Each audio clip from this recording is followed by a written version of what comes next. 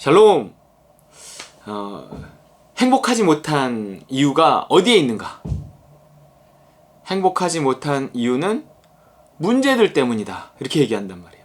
나는 이런 문제 저런 문제들 때문에 나는 행복하지 않아, 행복할 수 없어, 이렇게 얘기해요.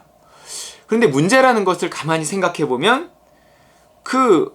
이 사람에게 문제가 이 사람에게 야 그게 무슨 문제야, 또 이렇게 된단 말이에요. 또 어떤 사람은 나보다 더 안 좋은 형편에 있는데도 별로 그것을 개의치 않고 또 행복하게 살아간단 말이에요. 그런 걸 보면 내가 지금 문제라고 하는 것은 정말로 나를 불행하게 할 만한 문제인 건가? 이런 생각이 드는 거죠. 지금 이 코로나 상황 가운데서도 우리가 이것을 어떤 사람은 이 문제를 심각하게 느끼고 어떤 사람은 그렇지 않을 수도 있어요. 물론 이것에 대한 피해가 큰 사람이 심각하게 느끼고 피해가 적은 사람은 그렇지 않을 수도 있지만, 아무 피해가 없는 사람이라 할지라도 그냥 이 돌아가는 상황 자체가 너무 힘들고 갑갑하고 뭐 이렇게 느끼는 사람이 있는 반면에, 또 실제적으로 어떤 이 자기 사업장에 피해가 있어서 매출이 막 반토막이 나고 이럼에도 불구하고 뭐 어떡하겠어요, 뭐 이게 천재지변 같은 건데 다 뭐 똑같죠, 뭐 버텨야죠, 뭐 또 이러면서 크게 개의치 않는 분들도 있더라고요. 그러면 과연 문제라는 것은 무엇인가? 이 두려움이 문제라는 거예요. 두려움이, 우리가 그 얘기 한 거예요. 무언가를 두려워하면 그것이 문제가 되는 거예요. 여기요, 조그맣게 가시가 하나 찔려도요, 이거가 빠지지는 않고 보이지도 않고, 이게 혹시 이게 잘못돼갖고 몸 안으로 들어가서 피를 돌다가 심장을 찔러서 이런 상상을 하면 이거 엄청나게 두렵고 잠도 안 오고 이러는 거예요. 이건 커다란 문제죠. 예전에 어떤 분이 가슴이 답답하고 뭔가 이렇게 심장 쪽이 이렇게 안 좋은 것 같고 뭔가 이렇게 막 자꾸 이렇게 숨도 잘 안 쉬어지는 것 같고 이러니까 가슴이 철렁한 거예요. 자기 어머니가 심장마비로 돌아가셨거든. 아이고, 이게 나도 이거 심장이 안 좋은 거 아닌가, 그러면서 병원에 가는 게 무서운 거예요.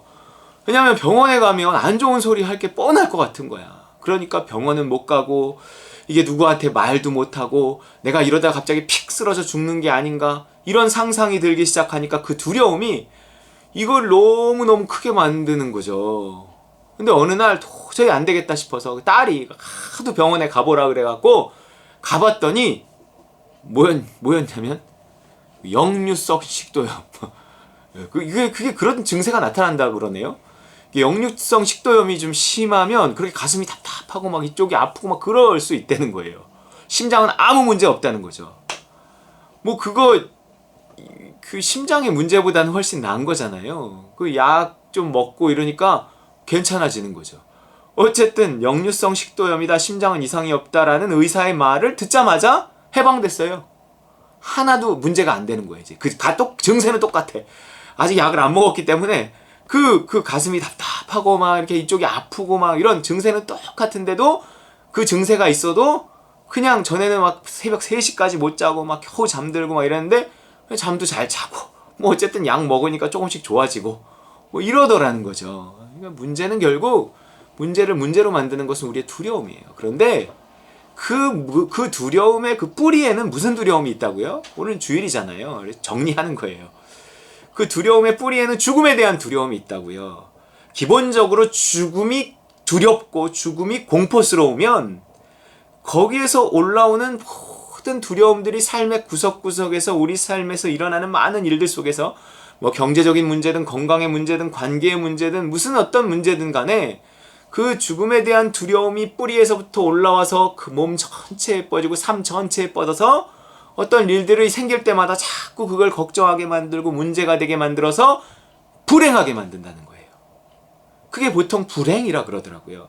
결국 불행을 해결하려면 문제를 해결해야 돼요. 문제를 해결하려면 두려움을 해결해야 되고요. 두려움을 해결해야 되면 그 두려움의 뿌리가 되는 죽음에 대한 공포를 이겨야 된다는 거예요. 그것이 우리가 이때까지 나눴던 이야기입니다. 자, 그럼 여러분, 이 죽음에 대한 공포가, 이 죽음에 대한 두려움이 없는 곳은 어디일까요? 없는 곳은 어디일까요? 교회? 없는 곳은 어디일까요? 천국이에요, 천국. 천국. 여러분, 이 천국은요, 죽음이 없는 곳이잖아요. 죽음에 대한 두려움이 없단 말이에요. 그래서 내가 오늘 이 겹쳐진 세계 속에서 하나님의 나라와 세상 나라가 겹쳐진 세계를 살고 있는데, 오늘 내가 하나님 나라에 들어가면 죽음에 대한 두려움을 이기고 문제들이 해결되고, 그리고 내가 행복해질 수 있다고요. 그래서 하나님의 나라는 행복한 곳이에요. 이 하나님의 나라에 들어가는 곳, 그 나라에 들어가서 그 하나님과 교제하고 화평케 된 자로서 화평을 누리라고 하는 말씀이 있어요. 화평케 되었으면 위치적인 거예요. 화평을 누려야죠. 실제적인 거예요. 우리는 예수 그리스도를 주로 고백하는 순간 이미 시작된 그 하나님의 나라에 들어왔단 말이에요. 우리는 하나님 나라에 속해 있어요. 위치적으로. 근데 실제적으로가 문제예요. 실제적으로는 이상하게 세상 나라에 속한 사람처럼 여전히 문제 가운데서 힘들어하며 불행한 삶을 살고 있다고요. 우리가 그 불행을 벗어나는 것은 하나님께 기도해서 뭐 물질의 문제가 생기면 물질의 문제를 해결해달라고 그러고, 무슨 관계의 문제가 생기면 관계의 문제를 해결해달라고 그러고, 자식의 문제가 생기면 자식의 문제를 해결해달라고 그러고, 뭐 내 소원 아래서 그 소원이 이루어지는 것을 통해서 천국이 이루어질 거다, 이렇게 생각하고 예수를 믿지만, 그렇게도 하셔요. 하지만 더 근본적인 뿌리의 문제, 죽음의 문제, 이거를 다루어야 한다는 거예요. 이 죽음에 대한 공포를 이겨야 된다는 거예요. 신앙이란 그거예요. 하나님 나라에 오늘 들어가 죽음에 대한 두려움을 이겨서 모든 문제들을 해결하는 거예요. 그리고 내가 하나님의 나라에 들어가서 죽음에 대한 두려움의 문제를 해결하고 모든 두려움을 해결해서 문제들이 문제로 보이지 않으면 하나님이 그 문제들을 차근차근 하나하나 해결하신다고요. 그 해결받을 수 있는 길을 또 제시하세요. 그게 믿음이에요, 믿음.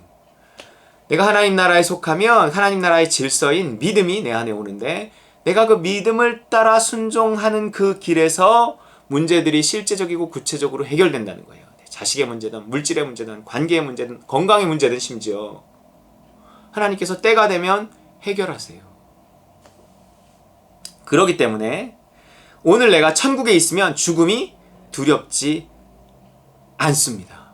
예수를 그리스도로 고백할 때, 그리스도는 기름 부음을 받은 자, 구약 성경의 언어로는 메시아라 그래요. 신약 성경의 언어로는, 그러니까 히브리어로는 메시아, 헬라어로는 그리스도. 기름 부음을 받은 자, 예수님은 기름 부음을 받은 자인데, 기름 부음을 받은 자는 여러 의미가 있지만 제일 중요한 의미는 왕이라는 뜻이에요. 옛날에 왕을 기름 부어 거룩한 관유를 부어서 왕을 세웠거든요.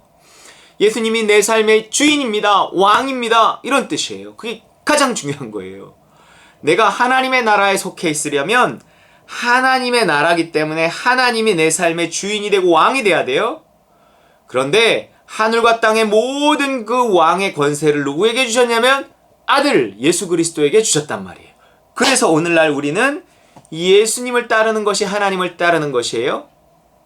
예수를 그리스도로 모시는 것이 하나님을 그리스도로 모시는 거예요. 그래서 예수님의 통치 아래서 살아가면 하나님의 나라가 유지된단 말이에요. 예수를 그리스도로 고백하면 하나님 나라에 들어가지만 예수가 그리스도인 삶을 실제로 살아내야 하나님의 나라가 유지돼요. 그 위치가 실제가 된단 말이에요. 위치로만 하나님의 나라를 가지고 있는 사람들이 너무 많아요. 실제는 세상 나라고. 이러면 안 돼요. 예수 그리스도께서 우리에게 그 하나님의 나라를 주시고 누리게 하시기를 원하셨는데, 예수 그리스도의 십자가의 피로 말미암아 하나님과 화평하게 되고 그 다음엔 화평을 누리는 거예요. 누리는 거. 여러분, 화평케 된 자로서 화평을 누리는 것이 중요합니다. 여러분, 누리고 사십니까? 그 누림은 어디에 있어요? 따름에 있어요. 따름과 누림이에요. 이것은 성경 전체를 관통하는 하나의 핵심이고 주제고 맥이고, 따름과 누림이라는 단어 안에 모든 해결점이 다 들어있어요. 이게 복음이에요, 여러분. 무엇을 따라요? 예수 그리스도의 뜻을 따라요.